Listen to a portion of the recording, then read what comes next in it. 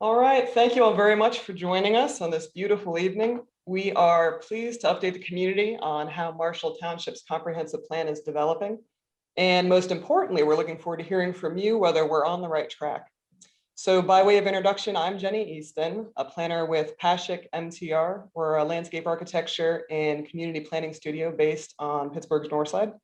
And it's our privilege to assist Marshall Township with this project. Also on the call from my office are Jim Pashik, the firm's founding partner, Adriana Bowman, a planner, and Heather Fuller, our Zoom host. I think I see Sydney Kaikai from Trend Systems on the line. He's also a consultant on the project. I want to thank and recognize members of the Board of Supervisors, Planning Commission, and Township staff members who have joined the call, as well as folks from our Project Steering Committee. All have been really hard at work on the project, and you'll see many of them helping out with different aspects of tonight's meeting. Our goal for tonight is primarily to open the floor for your ideas and comments. So that's reflected in the agenda you see here. I will provide just a brief overview of what's been happening with the plan and how we arrived at 4 key issues. Then you'll have the opportunity to join breakout rooms for conversations about each of those key issues, and you'll be able to move around between the rooms as you prefer. At the end, Heather will bring us all back into the large group to share observations and any final thoughts. So given all of that moving around, frankly, there are lots of places where the wheels could fall off the bus tonight. But if you hang with us, we'll eventually work through any technical glitches that might occur. As a housekeeping note, staff on the call will be monitoring for any inappropriate activity. We'll close the chat or we'll remove anybody who disrupts the meeting. In the event of any large-scale disruption, we'll terminate the meeting out of respect to everybody, the participants, and the civic engagement process. So why are we here? What are we doing? A comprehensive plan is a community's official long-range planning guide. Marshall Township's last comprehensive plan was adopted back in 2006. So especially given the township's significant growth since then, it's a great time to make some intentional choices about what happens next, what the township should aim to accomplish during the next 10 years. Our process in particular will generate an implementable comprehensive plan that will develop detailed strategies for a handful of high priority key issues that are going to come through public and stakeholder engagement. We're going to build a plan around what's most important to the people who live here, and we'll create practical strategies for actually getting things done. The planning process in total takes about 18 months overall. We kicked off last fall, and we're on schedule to be roughly halfway through the process now with a target adoption date early next year. The first phase of our process is heavily devoted to public and stakeholder input. So you may have received a postcard from us, seen a social media post, or otherwise been encouraged to engage with some of the activities listed here. If you haven't been to our website yet, planmarshall.org, please check it out. We'll keep that live with updates, including results from tonight's meeting. The website has a survey up now about the same key issues we'll be talking about tonight. So feel free to add any other thoughts there or share the link with anybody who could not be here tonight. We received what I would call a pretty remarkable response to outreach efforts so far. That's a real credit to the level of dedication you all have. Sorry, if I can have everybody stay on mute just for a moment, then we'll open things up. The community questionnaire, we received 907 responses compared to about 9,300 residents overall. So roughly 1 in every 10 residents participated, which is really great by our standards. In that questionnaire, in the one-on-one interviews we did, in the focus groups and elsewhere, we asked about your priorities for the township's future. What's great about living in Marshall Township now? And what are the big opportunities or problems that deserve attention during the next 10 years? So our project steering committee faced the daunting task of making sense of everything we were hearing. We presented the committee with every single comment we received, which they reviewed and analyzed in order to identify some common themes coming through. This was just one way of looking at it, this matrix you see here. We kept seeing some issues popping up over and over again through these different channels. We started to see themes. For one, managing growth on the western side of the township was important to almost everyone in some regard.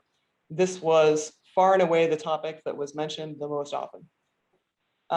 Residents, business owners, and others shared a ton of great ideas with us, which we have kept and will explore further as the plan continues to unfold. But the key issues mentioned most often start to become clear as the main focus areas of the plan. So what is a key issue? We intend to build a plan around 4 key issues, 4 of these main topics, though we will include additional issues at a lesser level of depth. On the 4 key issues, we are really drilling down and working on strategies, building capacity to get things done. Based on our experience, we think a plan's key issues need to be important, either something everybody really deeply cares about, or perhaps in some cases an issue that should be on everybody's radar. Key issues really need to be within the locus of local government control.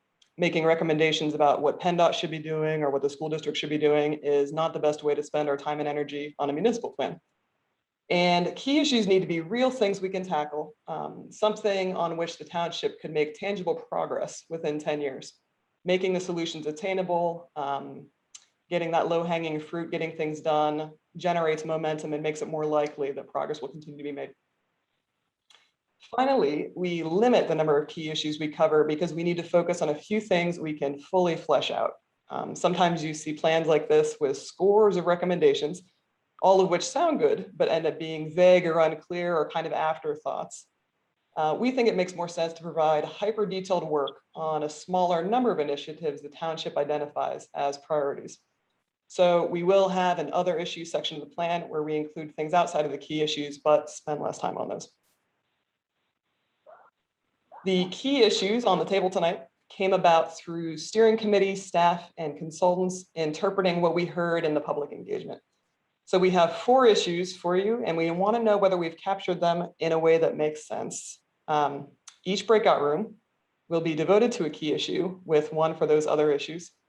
The main 4 are green space and future development, relating primarily to the issue of managing growth on the township's western side. We expect that it will also involve discussing standards that are going to be relevant across the entire township for how future development or redevelopment should preserve and incorporate green space. Route 910, traffic and land use, has to do with exploring solutions for the area between the I-79 ramp and Cole Road in terms of configuring traffic patterns, of course, whether there's a place for pedestrians and bikes or not, how the surrounding land plays in. Recreation facilities and connectivity has to do with enhancing the township's offerings for facilities, programs, and special events, and continuing to build out the pedestrian network on which the township has made such great progress. Sense of place and identity has to do with better establishing a distinctive identity for the township and cultivating a stronger sense of belonging among residents, a real place to be. It also involves exploring the potential of Warrendale to further develop as a walkable town center. Finally, other is the catch-all group for anything that does not fall into the previous 4 categories, the wild card. Here we're asking you what else the plan should address. So without further ado, the breakouts. We've set up these smaller conversations to hear from you about each of these issues. So each breakout room has a couple of volunteers from our project steering committee, and we are very grateful for their help. Jim Pashik will lead the green space and future development group with Adriana Bowman taking notes. I will be in the Route 910 group with Tom Weir. Lisa Upton will host the recreation facilities connectivity group with Jean Hirschberger. Heather Laurent will lead sense of place identity with Jeff Davidson on notes. And John Skender will lead the group for all other uses with Guy Caruso taking notes. So in just a moment, our host Heather will open the breakout rooms. Each of you, when that happens, should see a window pop up from the control bar, I think at the bottom, that says join a breakout room. When you click the breakout rooms option, the icon for that looks like a little 4-pane window. You should be able to choose a breakout room from one of those 5. There's a breakout room for each issue and then that other issue. So for instance, if you want to talk about the western side of the township, choose the green space and future development room. At any point during this time, you are free to move to a different room, see what's happening there by doing the same thing. So you'll go down to your menu and choose breakout room, and you can choose from the list of other options. If for some reason this does not work for you, maybe you're running a really old version of Zoom, or you're on a mobile device where it is not obvious, no worries, just hang out a moment and let Heather, our host, know which room you would like to be in. You can do that in the chat or by just telling her, and she will get you where you need to go. So at 8 o'clock, the breakouts will end and we'll all automatically be transferred back here, where we'll spend a few minutes swapping notes prior to wrapping up. So if everybody's ready to go, Heather, let's open up the rooms. Yes, absolutely. Well, welcome back, everybody. We made it. Thank you for your patience in our getting everyone to their rooms, and apologies for any brain damage we may have caused you along the way. I know there were a lot of great conversations, and probably many of us wanted to be in multiple of the rooms and perhaps didn't hit all of them. So in order to get a sense of how the conversations were going, I will put our note takers from each room just briefly on the spot to share a couple highlights, anything that stood out to them from the discussion. I would invite hosts or whoever else was in the room to chime in as well. Tom, if you wouldn't mind me putting you on the spot first, could you share key takeaways or anything that stood out to you in the Route 910 room? Can you hear me all right? Yes, sir. Okay. Well, it started out great. We had a comment saying that the experience was fantastic. So that was, a tip of the hat to everybody from your organization for organizing the comprehensive plan. She was very enthusiastic, and she was from the Altmeyer Lane resident up there. That was the very, very first comment. But it seemed like most of the comments came from the Cole Road residents, which I was kind of surprised. We had very few representations from the 910 corridor, except Mr. Schultz, who lives down on Mingo Road, I think chimed in. But it seemed like the issue was truck traffic going to 910. Car carriers were mentioned. Heavy trucks coming up and down, and the use of Jake brakes was kind of an audio disturbance, I think, for a lot of people that lived up in the Cole Road area. And one other thing that seemed like the township would have some, could be an easy fix, is the crossing of 910 at Cole Road to get to Altmeyer Park for the people that are on Cole Road. That came up a couple of times. People making right and left-hand turns out of Cole Road are not stopped whenever the, I guess the pedestrian light is giving them the go-ahead sign to cross over to the Altmeyer Park. So that seemed like that would be an easy fix. But one thing that Mr. Schultz brought up was that I think that he understood, and I think that he might be accurate on this, that when the township approved the FMB Bank and the Rite Aid Pharmacy, that they kind of committed that that was going to be the end of commercial.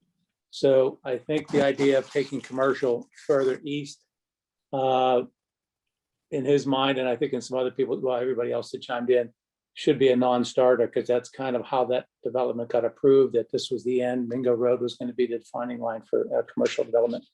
Bike and pedestrian traffic, I don't think that got a whole lot of play, although I think it was a big topic in some of the other areas of the township. I think the topography and just the narrowness of that road just makes it pretty much untenable to walk or bike.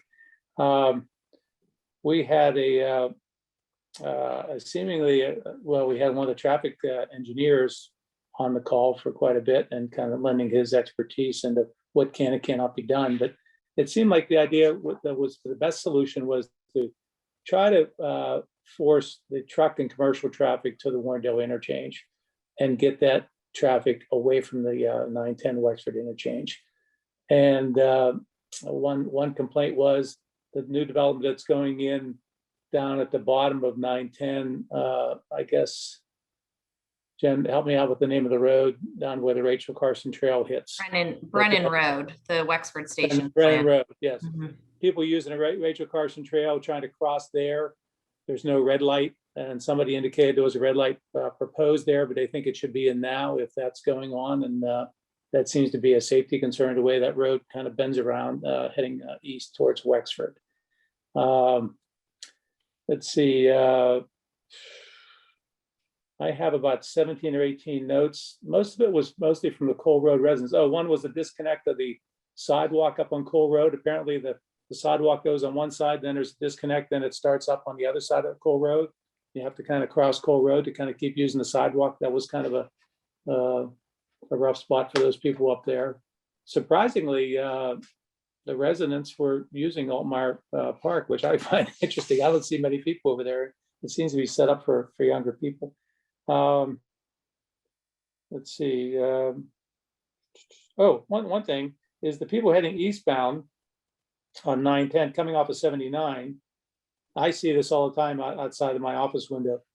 They're flying up 910 going east, only realizing at the top of the hill they have to move over to the right to continue on going east and not be stuck in that left turn lane on the Minko Road. And a lot of people really accelerate going up that hill. And surprisingly, the motorcycles really accelerate. And I'm not sure what happens when they get to the top of the hill, but if you're going to continue going east, or if that light happens to be red, it kind of creeps up on you. So enforcing the speed limit was brought up a few times.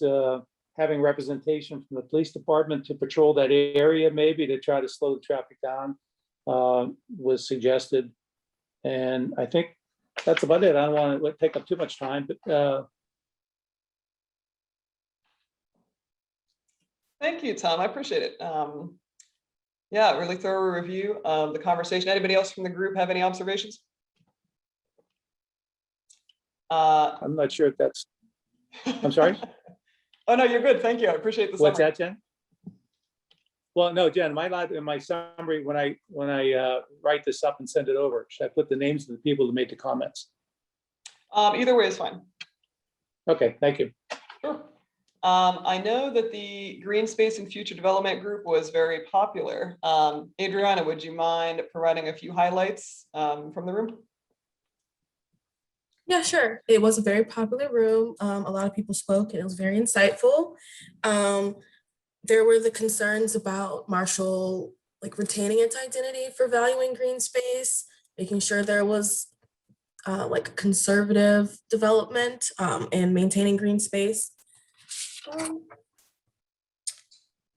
There was also concerns that infrastructure should be its own key issue, especially regarding facilities. Some houses not having access to the same infrastructure facilities like water and sewer, and then with the new developments, making sure that they improve infrastructure before they are approved. People also talked about taking advantage of the natural resources, like maybe having rain gardens, pollinator gardens, things like that, creating standards, guides, or ordinances to ensure that future development doesn't encroach on natural spaces, and that we have high standards for maintaining them. And if anyone has anything they'd like to add that I forgot, please let me know.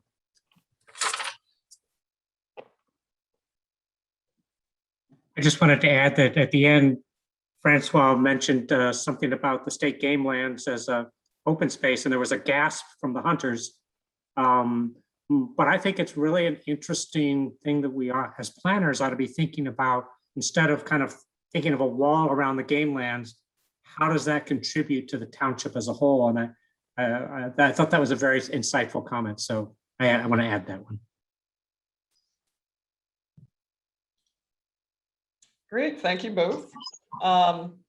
Jean was in the room on recreation and connectivity. Jean, would you mind sharing highlights from your notes? Sure, we had a small group, but we had some great comments and insights. We had 3 main topics, and these are not in any particular order. One suggestion, Jenny, you had said that we had great feedback with the mailers and with the surveys, but it had been brought up that maybe we should do an outreach to people who are not residents, but who work in the township to see, what amenities do they like here? What would they like to see here? And what are they using right now? And it was mentioned that, we have a big co-ed softball league. So quite a few companies have teams playing. And it was thought maybe exit interviews could be done, maybe after games or events that they might be attending. Additionally, we talked about trails. There were some questions on how the trails connect. Some interest in the neighborhoods connecting, because a lot of times when you're walking in your neighborhood, you kind of hit a dead end and you would like to keep going. Our room suggested more information could be distributed so that residents can utilize the trails and how they're connected. Maybe user-friendly maps made available. And the last thing we discussed was the possibility of a community center. The residents would like to see something maybe constructed in Nob Hill Park because of its location within the township. It's a park that's used a great deal by a lot of members of the community.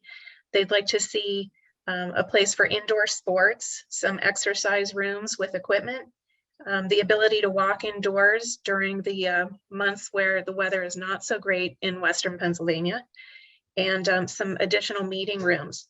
The feeling is that a community center would add to the charm of the township and add to this cohesive idea of community and identity. The timeline for that is the sooner the better. That's it. Lisa, did I miss anything? No, I think you did an excellent job. I think that when there was also mention of from an opportunity perspective that having such a community center might attract more new homeowners to the community when choosing between one of the neighboring communities and Marshall. Excellent. Thank you, Lisa and Jean. Much appreciated.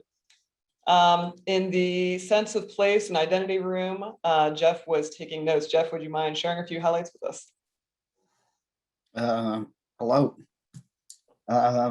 Some of the things that came up in our room, we didn't have that many people, but they sort of stuck with us the whole time.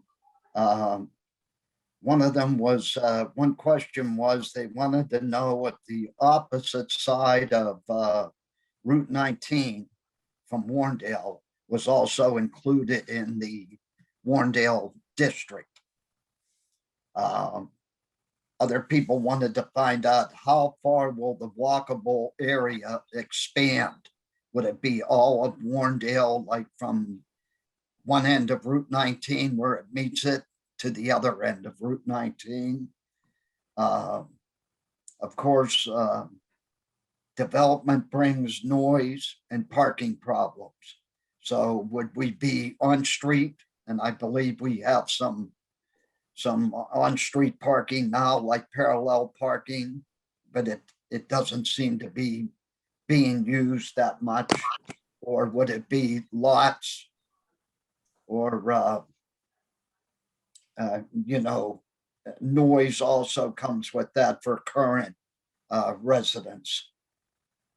Communications, a person had talked about the image of the township, and it was, he brought up the point about when you're sitting at the red light of 228 and 19, there's a big electronic sign there for Cranberry Township that gives you just about everything that's going on in the township, plus probably a few advertisements to read while you sit at that long light. Whereas in Marshall Township, there's very few signs out there telling you what's going on, and sometimes you miss some of the things that the township is providing. He did say that the sign in in the industrial park is probably somebody still down there putting those letters up by hand. So maybe something like that would help with the identity of Marshall Township and let folks know what's going on. Also, somebody brought up about the mismatch of uses, it seemed like in Warrendale itself, and how like the beginning of Warrendale coming off of 19 going north as sort of started to get built up and newer, and the other end where it joins 19 again now with the townhouses and so forth is a little newer. But the stuff in between, some of it's kind of run down and doesn't look so good. So that was just one of the other comments. Did I catch everything, Heather? The only other thing I'll add is one person mentioned that they knew the Marshall Township uses the Savvy Citizen app, but not anyone else in the group. Like no one else in the group knew about that. They were like, oh, I knew McCandless used that app, but I didn't know Marshall did. So maybe a way to increase knowledge of that app, because that would be able to increase communication among residents. Great, thank you, Jeff. Thank you, Heather. Finally, let's turn to the other group where anything was on the table. Guy was in that group. Guy, would you mind sharing some highlights with us? Yeah, John Skender and I ran the group, and we had two great participants join us and share some of their concerns. One of the concerns is Innovation Ridge has been designated as an industrial commercial park, and there's some seemingly some plans maybe of changing the master plan to bringing in townhouses, and that there's a big concern about that, what that would mean to the commercial interests there, and the master plan that's an industrial park. So that was a major concern, to keep it as it is and to really work hard at trying to either lower the prices for the properties for businesses, or to really work hard at trying to get additional businesses in there, but not changing the master plan as it was intended. The other issue that came up had to do with the Venango Trail and Freeport Road area. And there's just a lot happening up there. And there seems to be some uncoordination perhaps around the planning with PennDOT, the Homeowners Association, Venango Trails, the Turnpike Authority, and what they're doing there. So there's just a lot of activity happening up in that area that seems to be disjointed to some degree. So there's some concerns around that. Then I'm going to follow up with the gentleman who raised those concerns, so I can get you some more specifics on what those actually were. Okay. John, anything else that you remember from our conversations? No, Guy, I think you did great. Thank you. Yes, thank you very much to you both. So in terms of next steps here, let's share the screen. We will add updates from this meeting and from later benchmarks and stages of the project at the plan website, planmarshall.org. If our note takers would please send in the notes, we will get those uploaded as quickly as we can.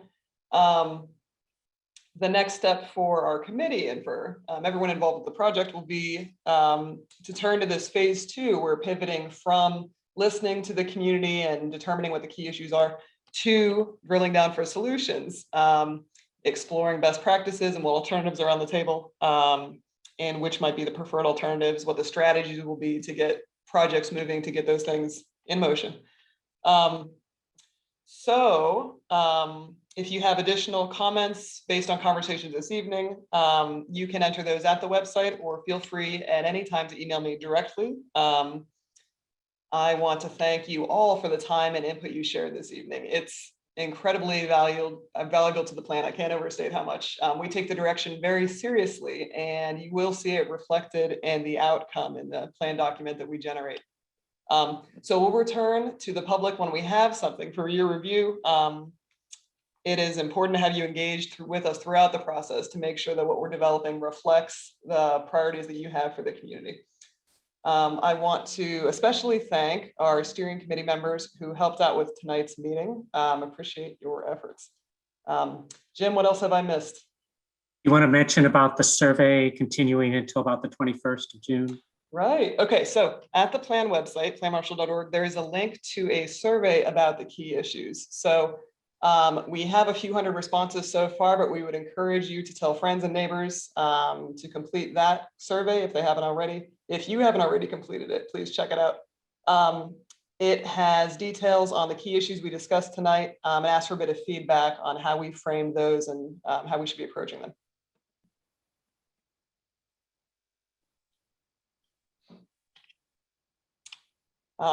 So if there's nothing further for the good of the order, thank you again, everybody, for your time this evening, for the input you shared. Feel free to be in touch, and we will follow up as well as the project continues to unfold.